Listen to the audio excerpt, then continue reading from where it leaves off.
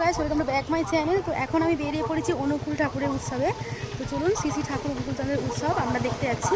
তো আমার বর্মশাই আর আমি দুজনেই বেরিয়ে পড়েছি ঘর থেকে। আমার বর্মশাই আজকে দীক্ষা নেবে অনুকূল ঠাকুরের। আমার দীক্ষা নেওয়া হয়ে গেছে বাপের বাড়িতে যখন ছিলাম। তো আজকে ওকে দীক্ষা দেবো আর কি এখানে নিয়ে গিয়ে। তো চলুন আমি সম্পূর্ণ পর্বটা সঙ্গে থাকুন আর দেখতে থাকুন, কিন্তু আশা করি ভালো লাগবে।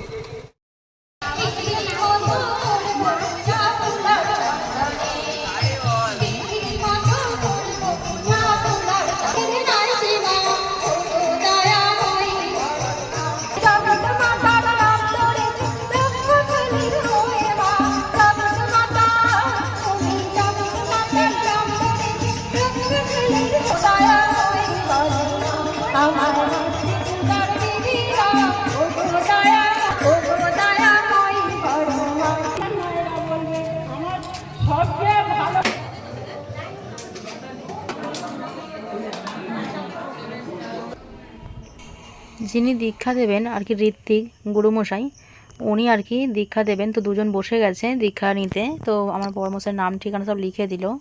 তো এখনই দীক্ষা শুরু হবে এখানে। আপনারা পর্বটা দেখতে থাকুন, আশা করি ভালো লাগবে।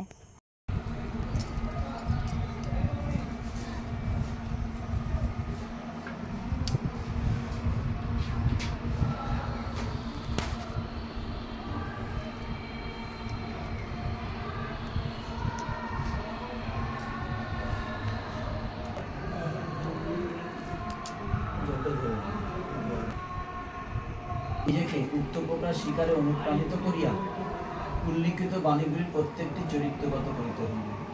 ঠিক আছে তো? এগুলো আমাদের চরিত্রগত করতে হবে।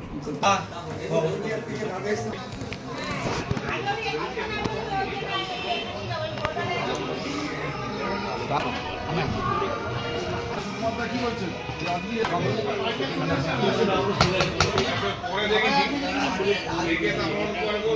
দীক্ষা নেওয়া কমপ্লিট হয়ে গেছে আমাদের। তো এরপরে আমরা একটুখানি শ্রী শ্রী ঠাকুর অনুকূল চন্দ্রের আমরা একটু ভোগ খাবো। তো ওনাদের বাড়িতেই ব্যবস্থা করেছি যারা আমরা দীক্ষা নিচ্ছি। তো আমরা এখন খেতে বসে গেছি। এই যে সাথে নিয়েছি, এই দুজনে আমরা খেতে বসে গেছি।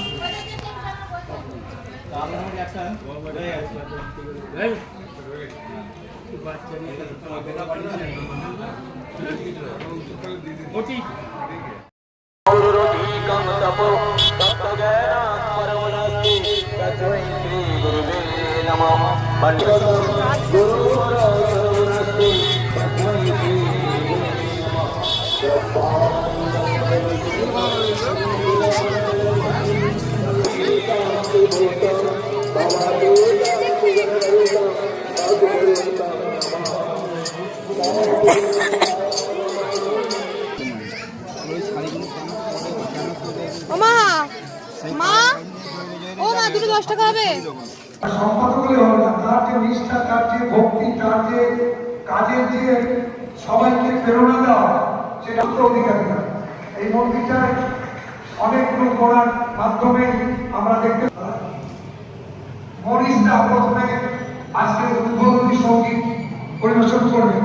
মনীষদা উনি আসামে থাকেন, আসামের মানুষ, বুঝতে পারছেন আসামের থেকে এসেছেন, কিন্তু এখানে কর্মসূত্রে এখানে আমরা তাকে মাঝে মাঝে পাই, মাঝে মাঝে আমরা পাই না, কিন্তু আসামের মানুষ উনি একজন ঋত্বিক মানুষ এবং যেমন আলোচনা করেন যেমন সঙ্গীত পরিবেশন করেন। তো আমি অনুরোধ করছি মনীষদা উদ্বোধনী সঙ্গীত করার জন্য। জয় গুরু। সবাই শান্ত বসবেন, যারা এখনো দাঁড়িয়ে আছেন আমি দয়া করে আমি হাত জোর করে বলছি সবাই এখানে আসন গ্রহণ করুন এবং এই 2 ঘন্টা। বন্ধুরা, আমাদের বাড়িতে সবাই অনুকূলের দীক্ষিত। তো সকালে আমরা এসটিভিতে জব করি আর কি। তো সেই জন্য আমি চাইছিলাম যে আমার হাজব্যান্ডকে আমি এই দীক্ষিত করব আর কি। তো একজন দীক্ষিত হলে তো হবে না, দুজনকেই একই ঠাকুরের নাম জপ করতে হবে। তো আমি যদি কোনো দিন সময় হয় অবশ্যই বিহারে যাব। আমার দাদা ওরা বিহারে গেছিলো ছোটোবেলায়, কিন্তু আমি তো অনেকটাই ছোট ছিলাম, আমার যাওয়া হয়নি। তো আমার যাবার খুবই ইচ্ছা যে বিহারে আমরা যাব, ঠাকুরের ওখানে ঘুরে আসব। তো সম্পূর্ণ পর্বটা দেখছেন এবং অনেকেই অনুভব করছেন। আপনারা অনেকে ঘরে বসেই অনুষ্ঠানটা দেখতে পেলেন।